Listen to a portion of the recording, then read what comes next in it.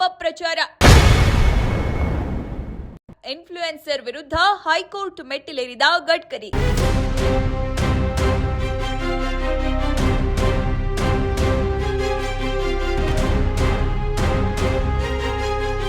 ದೇಶದಲ್ಲಿ ನೀಟ್ ಪ್ರತಿಭಟನೆ ಕಾವು ಕಡಿಮೆಯಾಗುತ್ತಿದ್ದಂತೆ ನೇಪಥ್ಯಕ್ಕೆ ಸರಿದಿದ್ದ ಪೆಟ್ರೋಲ್ನಲ್ಲಿ ಎಥೆನಾಲ್ ಮಿಶ್ರಣ ಮಾಡುವ ವಿಚಾರ ವಿವಾದದ ಸ್ವರೂಪ ತೆಗೆದುಕೊಳ್ತಾ ಇದೆ. ಈ ಎಥೆನಾಲ್ ಮಿಶ್ರಿತ ಪೆಟ್ರೋಲ್ ಬಳಕೆಯ ಯೋಜನೆಯನ್ನು ರೂಪಿಸಿರುವ ಕೇಂದ್ರ ಸಚಿವ ನಿತಿನ್ ಗಡ್ಕರಿ ಅವರನ್ನ ಹಾಗೂ ಅವರ ಕುಟುಂಬದವರ ಕುರಿತು ಕೃತಕ ಬುದ್ಧಿಮತ್ತೆಯನ್ನ ಬಳಸಿ ಮಾನಹಾನಿಕರ ವಿಡಿಯೋಗಳನ್ನ ಸೃಷ್ಟಿಸಿರುವುದು ವಿವಾದಕ್ಕೆ ಕಾರಣವಾಗಿದೆ.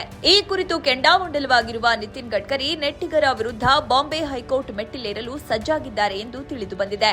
ನನಗೆ ಇದರಿಂದ ವೈಯಕ್ತಿಕ ಲಾಭವಿಲ್ಲ. ಪೆಟ್ರೋಲ್ನಲ್ಲಿ ಎಥೆನಾಲ್ ಅನ್ನ ಮಿಶ್ರಣ ಮಾಡಿದ್ರೆ ಎಥೆನಾಕ್ ತಯಾರಕ ಕಂಪನಿಗಳಿಗೆ ಲಾಭವಾಗುತ್ತೆ. ಗಡ್ಕರಿ ಅವರ ಮಕ್ಕಳದೇ ಎಥೆನಾಲ್ ಕಂಪನಿ ಇರುವ ಕಾರಣ ತಮ್ಮ ಮಕ್ಕಳಿಗೆ ಲಾಭ ಮಾಡಿಕೊಡಲು ಈ ನೀತಿಯನ್ನ ಜಾರಿಗೆ ತಂದಿದ್ದಾರೆಂದು ಆನ್ಲೈನ್ನಲ್ಲಿ ಟ್ರೋಲ್ ಮಾಡಲಾಗ್ತಾ ಇದೆ. ಇದನ್ನು ವಿರೋಧಿಸಿ ಕೇಂದ್ರ ಸಚಿವರು, ನಾನು ಈ ನೀತಿಯನ್ನ ನನ್ನ ವೈಯಕ್ತಿಕ ಲಾಭಕ್ಕಾಗಿ ತಂದಿಲ್ಲ, ಇದರಿಂದ ನನ್ನ ವರ್ಚಸ್ಸು ಹಾಳಾಗುತ್ತಿದೆ ಎಂದು ಟ್ರೋಲ್ ಹಾಗೂ ವಿಡಿಯೋ ಮಾಡುತ್ತಿರುವವರ ವಿರುದ್ಧ ಮಾನಹಾನಿ ಪ್ರಕರಣ ದಾಖಲಿಸಲು ಮುಂದಾಗಿದ್ದಾರೆ.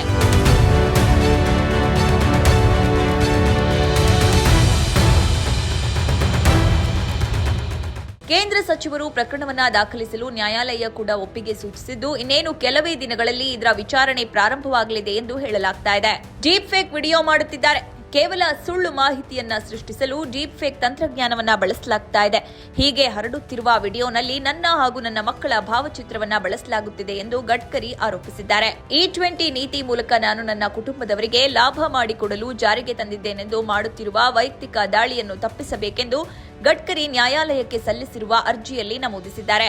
E20 ಜನತಾ ಪಾರ್ಟಿ ಸ್ಥಾಪನೆ, ನೀಟ್ ಅಕ್ರಮವನ್ನ ವಿರೋಧಿಸಿ ಕಾಕ್ರೋಚ್ ಜನತಾ ಪಾರ್ಟಿ ಜನ್ಮ ತಾಳಿದಂತೆ ಪೆಟ್ರೋಲ್ನಲ್ಲಿ ಎಥೆನಾಲ್ ಮಿಶ್ರಣವನ್ನ ವಿರೋಧಿಸಿ E20 ಜನತಾ ಪಾರ್ಟಿ ಎಂಬ ಸೋಷಿಯಲ್ ಮೀಡಿಯಾ ಅಕೌಂಟ್ ಹುಟ್ಟಿಕೊಂಡಿದೆ. ಶುದ್ಧ ಪೆಟ್ರೋಲ್ ಅನ್ನ ಪಡೆಯುವುದು ಪ್ರತಿ ನಾಗರಿಕ ಹಕ್ಕು, ಆದರೆ ಈ ನೀತಿ ಮೂಲಕ ಇದನ್ನ ಕಸಿದುಕೊಳ್ಳಲಾಗುತ್ತಿದೆ. ಅಂತೆಯೇ E20 ಪೆಟ್ರೋಲ್ ಅನ್ನ ಕಡ್ಡಾಯ ಮಾಡಿರುವುದು ಸರಿಯಲ್ಲ.